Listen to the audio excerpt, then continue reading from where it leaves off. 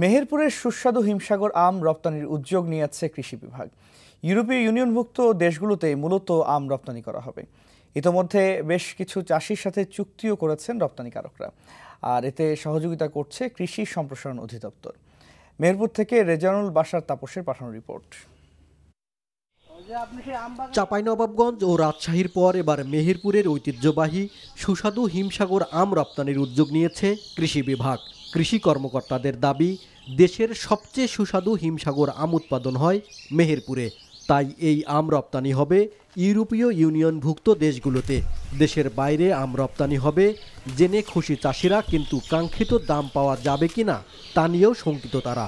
আদৌ তো আমরা জানি না এখন কিভাবে কি করবে ওরা, আমের রেটটা আমাদের ঠিক মতো দেবে কিনা, আমাদের খরচটা উঠবে কিনা সেটাও আমাদের জানা নাই। আমরা মেডিসিন মুক্তভাবে আম বেচার জন্য প্রস্তুতি নিচ্ছি এবং ওইভাবেই আমরা বাজারজাত করব। এই বছরে যদি দাম পাই তাহলে পরবর্তীতে দেখা যাচ্ছে আমরা আম এইভাবেই পাঠানোর চেষ্টা করব। কৃষি সম্প্রসারণ অধিদপ্তরের হিসেব মতে জেলায় এবার ২৫০০ হেক্টর জমির বাগান থেকে প্রায় ২০,০০০ মেট্রিক টন আম উৎপাদনের লক্ষ্যমাত্রা নির্ধারণ করা হয়েছে। আর রপ্তানির উদ্দেশ্যে যে ১৫টি বাগান থেকে ৪৫,০০০ আম বাছাই করা হয়েছে, তা কিভাবে সংরক্ষণ করা হবে এ বিষয়ে চুক্তিবদ্ধ চাষিদের কয়েক দফায় প্রশিক্ষণও দেওয়া হয়েছে।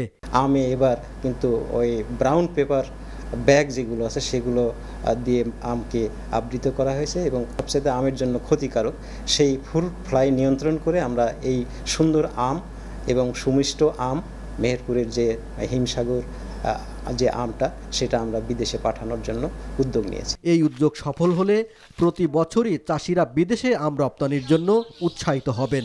এতে দেশের বাজারে যেমন ভালো মানের আম পাওয়া যাবে, তেমনি বৈদেশিক মুদ্রা অর্জনের আরেকটি খাত তৈরি হবে বলেও জানান সংশ্লিষ্টরা। NTV news desk.